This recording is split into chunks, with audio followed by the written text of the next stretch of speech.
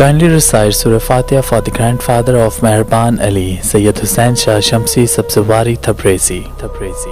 امام علی علیہ السلام کی خدمت میں ایک شخص آیا اور دست ادب کو جوڑ کے عرض کرنے لگا، یا علی، پاگل کی پہچان کیا ہے؟ بس یہ کہنا تھا تو امام علی علیہ السلام نے فرمایا، اے شخص، دنیا کے نزدیک جو پاگل ہے اس کی پہچان کچھ اور ہے، اور علم کے نزدیک جو پاگل ہے اس کی پہچان کچھ اور۔ تو وہ کہنے لگا، یا علی، دنیا کے نزدیک جو پاگل ہے اور علم کے نزدیک جو پاگل ہے، ان دونوں کی پہچان سے مجھے واقف کروائیں۔ بات جب یہاں تک پہنچی تو امام علی علیہ السلام نے فرمایا، یہ دنیا ہر اس شخص کو پاگل سمجھتی ہے جو دنیا کی بات نہ سمجھے، یا جس کی بات دنیا نہ سمجھے اسے پاگل منتخب کیا جاتا ہے، لیکن علم کے نزدیک پاگل وہ ہوتا ہے جو ہر سوال کا جواب دے۔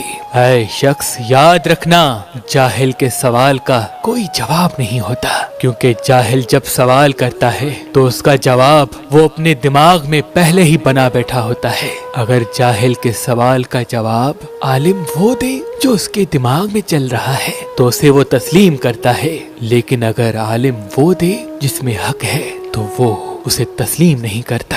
اس لیے عالم جاہل کے سوال کو سن کر خاموش ہو جاتے ہیں۔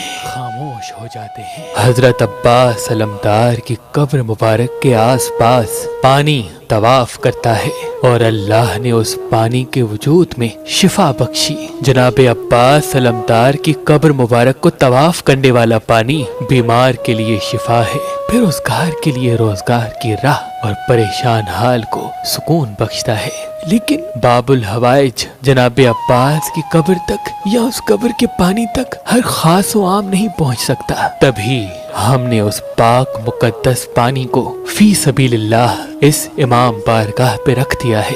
جو مومنین بیمار ہیں، پریشان حال ہیں، مفلس ہیں، تنگ دست ہیں، مجھے امید ہے غازی عباس علمدار کی قبر مبارک کا یہ پانی پی کر اللہ انہیں شفا عطا فرمائے گا۔ آج ہی آپ اس نمبر پہ کال کریں اور سید امتیاز شاہ سے بات کر کے یہ آب شفا فی سبیل اللہ حاصل کریں۔ اللہ تمام مومنین کو سلامت رکھے۔ ایک فقیر سید کی طرف سے جناب عباس علمدار سے عقیدت رکھنے والوں کو ایک تحفہ آب شفا۔